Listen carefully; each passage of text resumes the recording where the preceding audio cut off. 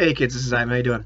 I had to apologize to somebody today on a web forum because I quoted them and essentially said this is where discussions like this, the discussion they were having, end up. And my point was that was kind of silly. So I had to. It's important today for me to kind of keep track of how I'm acting and to clean up any messes I might make.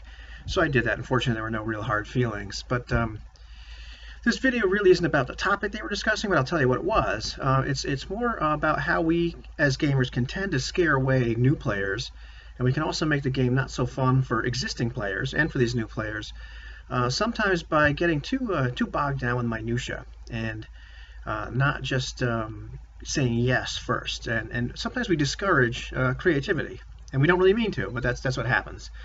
So essentially, the post or the thread was somebody said, "Well, gosh, what if a wizard cast a spell Wall of Iron, and then could they use that iron for regular old purposes? Like, could they make swords out of it? Say they needed iron for something.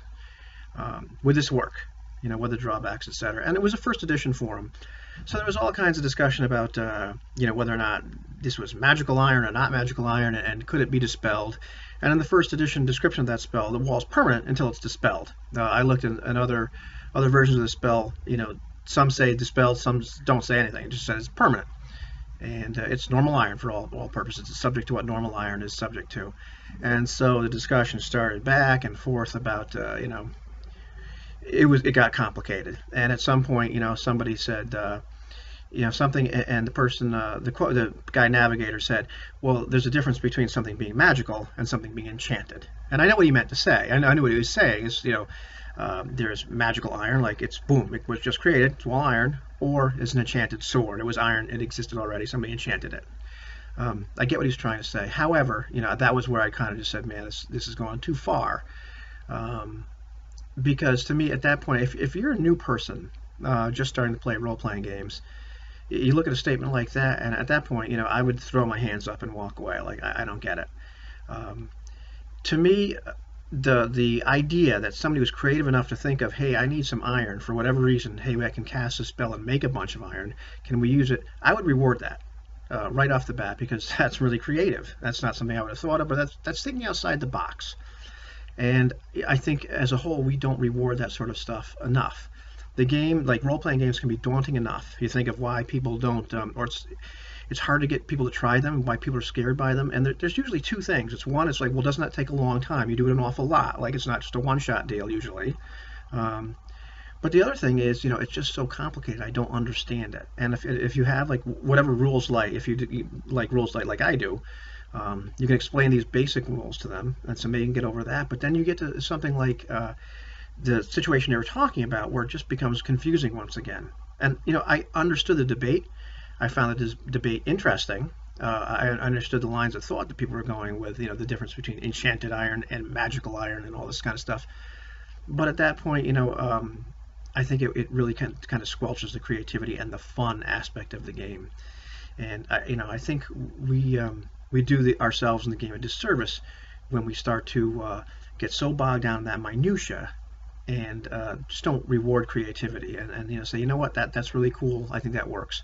It reminds me of something that happened years and years ago. It's probably like 81 or 82, and I got the Mulvey basic box, and a couple other friends got it because it was kind of a popular thing for a while. And this one girl that I went to school with, they probably played D&D a few times, but her dad bought the set, and he DM'd some stuff for her and her friends. And there was one time she came in and said, well, it was really cool.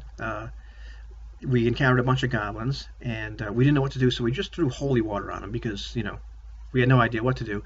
And so my dad decided they all turned into rabbis and started tugging on each other's beards and arguing about something in the Talmud, and walked away, and were no longer a threat. That to me is epic win. That is cool. It's weird, but I like that. I like that kind of that thing, creativity on the DM's part.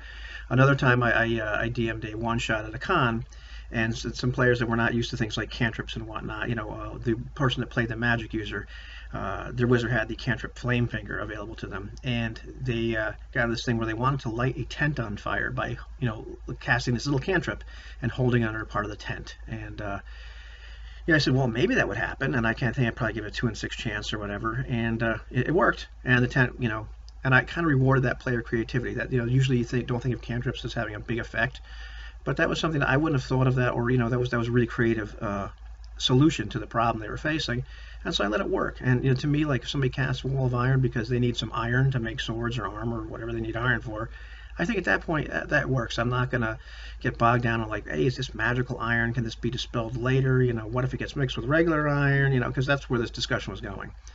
So that's kind of my rant for today. Is let's not, as gamers, make the hobby less fun for new players and existing players by squelching creativity and getting bogged down in the minutia of the kind of rulings we tend to get bogged down in.